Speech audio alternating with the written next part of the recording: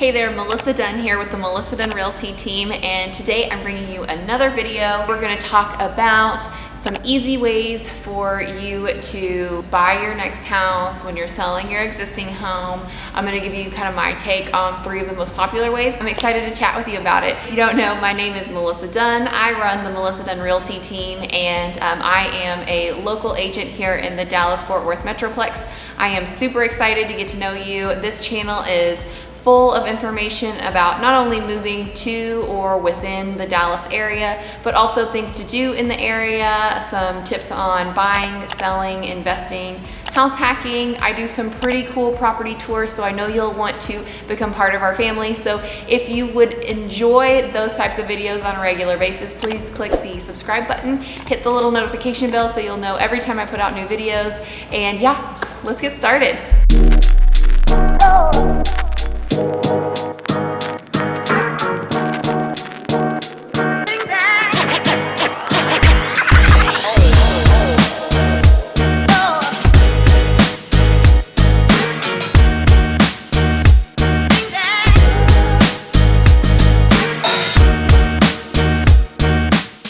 The first option that a lot of sellers will reach out to me about first would be buying the next home with a contingency to sell the existing home.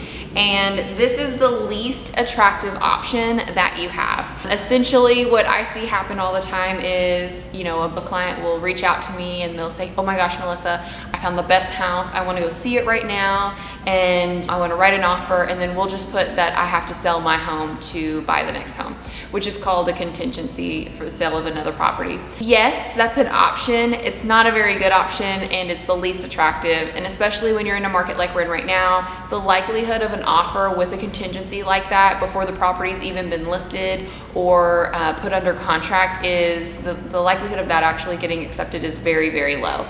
If you want to move forward with that option, I have a great scenario. That'll be my third option that I talk about, where you can utilize that. However, you're probably going to need to, at minimum, list your property before you can use that contingency. Most of the time, if I'm representing a seller, I'm going to want them to not only, if I'm reading over contracts, and I get one that has a contingency for the sale of another property, I not only want that property listed, but I also want it under contract. And more than likely, I'm going to require that it be under contract and out of the option period, and hopefully the appraisal's been ordered.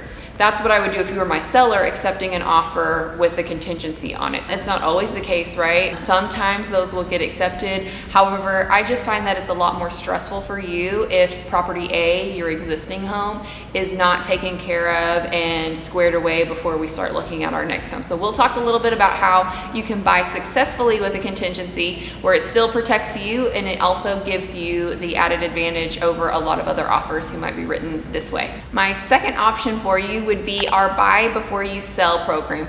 And this is probably my second most popular option. I'm certified through a specific lender who will allow you to write offers on their cash, basically. So you're writing cash offers on the purchase of the next home before we get the first home under contract. There's a fee associated with that. It's the most expensive option too. It's more affordable than doing a bridge loan, however, but it usually carries either a 1.4 or a 1.9% fee, a convenience fee associated with that. However, it allows you the opportunity to go write an offer. You'll be writing a cash offer also, so that's more attractive as well. You will not have to have the contingency to sell your existing home, and they will actually close on the first home, and you'll essentially lease back the other home, allowing you to move out of it. We can get it ready to sell, stage it, paint it, whatever we need to do. It'll be vacant whenever we do showing, so it'll be a quick close once we find somebody. And that's another really good option that a lot of my clients have chosen. I would rather you do that option than do the contingency before you have your home under contract or if you just have it listed. My third option for you, and the most popular option I've had tons of clients have success with this option for years, and it's really served us well in this market. So let's say that you want to go buy another property. Well, what we're going to do, I like for you to focus on one property at a time. So first step, we're going to sell your existing home, and we're going to get it ready. We're going to present it really, really well. If we need to paint it, if we need to stage it, if we always have a housekeeper come in and tidy it up for you also and do the exterior landscaping in the front. But we're going to make sure that that property is ready to go and is properly exposed to the market, because we want to get as many offers as possible in order to create a sense of urgency for the buyer so that you can get the best terms possible. So outside of price, right, because price is not the only thing to consider when you're reviewing offers. Outside of price, there are things like finance contingencies for your buyers, appraisal waivers for your buyers, how long is the option period, and also, are they offering you a lease back? And so whenever we list your property, I'm going to put in that the sellers would require a 30 to 60 day lease back, and they would prefer that lease back to be free. And I have been very successful in negotiating for my clients free leasebacks for up to 60 days, which is amazing. Because if you think about it, essentially you have about 30 days for a transaction to close, and then you have another 60-day leaseback. So you're going to get paid this 30-day at the end of this 30 days, right? You're going to get paid when it closes here. However, you don't have to vacate the property for an additional 60 days.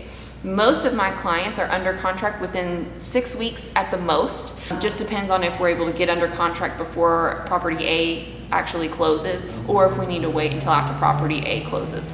After property A closes, you've got tons of money in your bank account, you have no contingencies, and we're ready to rock and roll. However, you have that added time, and if you need to vacate early, the buyers 9 times out of 10 are more than happy to take the property early from you. So that's another great option that my clients have used that only requires them to move one time, helps them get top dollar and great terms. Okay guys, so I hope that information was helpful for you. Those would be my top 3 ways for you to sell your first home, buy the next home. Again, if you have any questions about buying, selling, living, or investing in the DFW area, I would love to be your realtor of choice. My contact information is down below. Please leave me a comment. I would love to connect with you. And you can also book a Zoom call or a discovery call with me at the link in all of my bios. And if you're finding me on YouTube, it's the link underneath my banner. I'm so excited to get to know you and help you. If you have any questions, again, drop them in the comments below, and I look forward to serving you. All right, we'll talk to you soon. Bye, guys. Start enjoying our area. If you'd like to learn more, click the button below.